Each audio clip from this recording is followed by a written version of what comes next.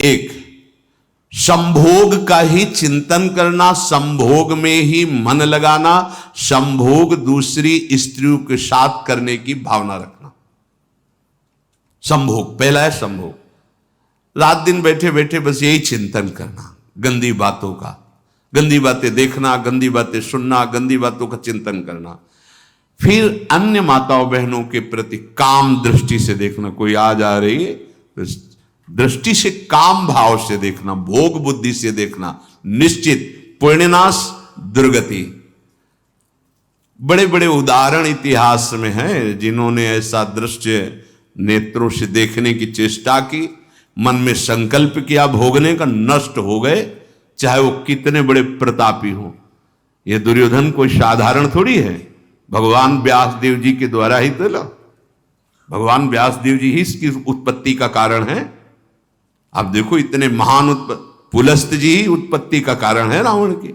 बस यही ऐसे दोष हैं जिनके कारण जीव नष्ट हो जाता है। ठीक है, धर्मयुक्त काम भगवान ने आदेश किया है। आपका पाणिक ग्रहण संस्कार हो गया है, संतानोत्पत्ति की भावना से कुछ पवित्र तिथियों का त्याग करते हुए चर्चा में हुई है।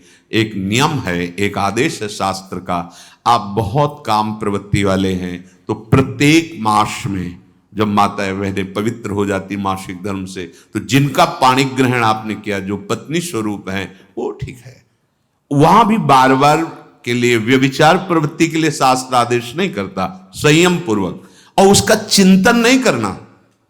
पाणिक ग्रहण संस्कार है, घर में विराजमान है, एक संयम एक नियम के अनुसार उसका चिंतन। चिंतन तो फिर भ्रष्ट कर देगा। चिंतन प्रभु का करना है, चिंतन प्रभु की सेवा जो आपके कर्तव्य, इसके चिंतन से बचो। घातक है, बहुत बड़ा जहर है। अगर विषय चिंतन होने लगा तो मरोगे, जिंदा जलोगे, दुर्गति भी होगी। ये अंदर की जो आग है ना, कामाग्नि, ये इतनी बढ़ती चली जाएगी, तुम्हारे होश खराब हो जाएंगे कि मुझे क्या करना चाहिए क्या नहीं करना चाहिए। कुआ मदांधो मदना तुरोमा, अंधा हो जाएगा, नहीं दिखाई देगा अनुजा तनुजा क्या है कौन है, कुछ नहीं, भ्रष्ट बुद्धि। संभोग का चिंतन, चिंतन नहीं, चिंतन नहीं।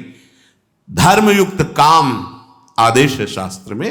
यदि आप प्रवृत्ति मार्ग में हैं तो अपनी पत्नी को जो पाणिक ग्रहण स्वीकार किया है, वहां भी पवित्र तिथियों का त्याग करते हुए, एकादशी है, रामनवमी है, नव दुर्गा है, जन्माष्टमी है, राधाष्टमी, जो पवित्र तिथियों का त्याग करते हुए और ऐसे जो मर्यादाएं हैं उसके अनुसार, और कहीं पराई स्त्री के साथ संभोग की बात, निश्चित निश्चित दुर्गति पक्की है।